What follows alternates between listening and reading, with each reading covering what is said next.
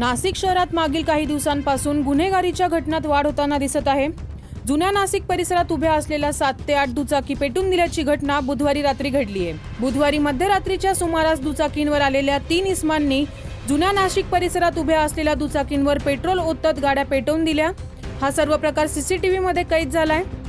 ऐन लोकसभा निवडणुकीच्या तोंडावर सर्वत्र पोलीस बंदोबस्त असताना गाड्यांची जाळपोळ झाल्याने जुन्या नाशिक परिसरात एकच खळबळ उडाली आहे। या प्रकरणी अज्ञात इसमांविरोधात भद्रकाली पोलीस ठाण्यात गुन्हा दाखल करण्यात आलाय। सदर घटनेचा पुढील तपास भद्रकाली पोलीस करत आहे।